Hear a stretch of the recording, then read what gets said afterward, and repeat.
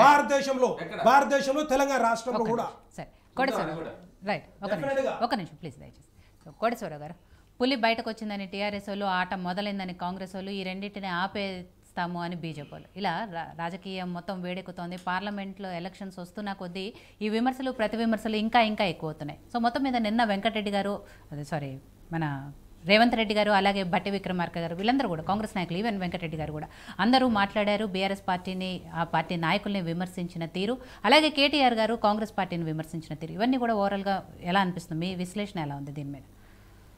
ఇప్పుడు 100 రోజుల్లో వాగ్దానాలు అమలు జరపడానికి సమయం ఉందని కాంగ్రెస్ వాళ్ళు అడిగారు. 100 రోజుల్లో మేము వెయిట్ చేస్తామని చెప్పేసి బీఆర్ఎస్ వాళ్ళు లేదా టీఆర్ఎస్ వాళ్ళు చెప్పారు. 100 రోజుల్లో ఏం అమలు జరుపుతారు ఏమిటనేటువంటిది మనం చూస్తూనే ఉన్నాం. ఎట్లా అమలు జరుగుతా ఉంది ఏమిటనేటువంటిది. సరే, ఇంకా 100 రోజులు టైం ఉంది కనుక, కానీ బీఆర్ఎస్ వాళ్ళకి ఆగట్లేదు.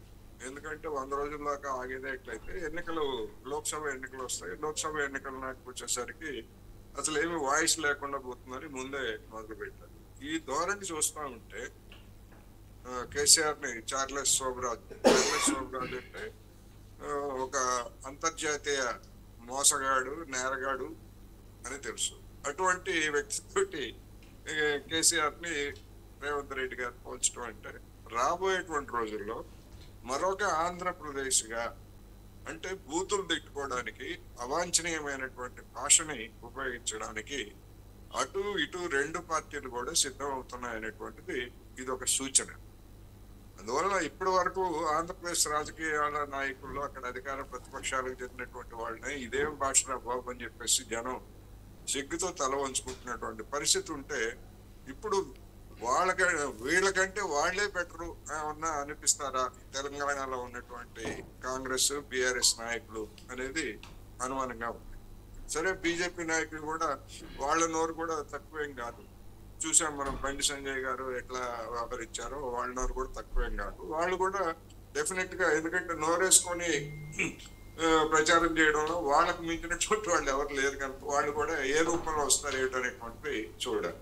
అందుకని ఇవాళ జరుగుతున్నటువంటి పరిణామాలను చూసినప్పుడు పులి ఏమిటండి? పులి లేకపోతే బోను ఏమిటి? పులి బోను ఏమిటి? పులి అని చెప్పుకోవడమే అదొక పెద్ద ప్రహసనం, దానికి బోనని చెప్పుకోవడం కూడా పెద్ద అంతకంటే ప్రహసనం. అందుకని విధానాలు లేకపోతే జరుగుతున్నటువంటి పరిణామాల మీద సరైనటువంటి చర్చ జరగాలి. జనానికి అవసరమైనటువంటి సమాచారాన్ని అటు ప్రభుత్వమైనా లేదా ప్రతిపక్షమైనా కానీ ఇవ్వాలి తప్ప ఈ విధమైనటువంటి అడ్డు సవాళ్ళతోటి కావాలని రెండు వైపుల నుంచి కూడా ఏంటంటే అసలు విషయాలను మరుగుపరిచేటువంటి ఒక వ్యాపారంగా కనిపిస్తా ఉన్నది అనేది నా అభిప్రాయం.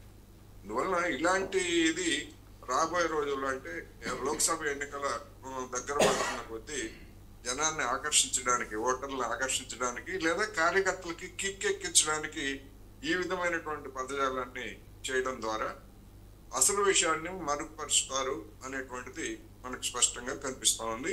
అలాంటిది ఒకటికి దూరంగా ఉండాలనేది నా అభిప్రాయం. సో ప్రభాకర్ రెడ్డి గారు, ఏదైతే దావోస్లో మాట్లాడారో రేవంత్ రెడ్డి గారు అన్నీ కూడా అబద్ధాలే చెప్పారు, రైతులకు క్షమాపణ చెప్పాలి, ఇవన్నీ కూడా ఇవాళ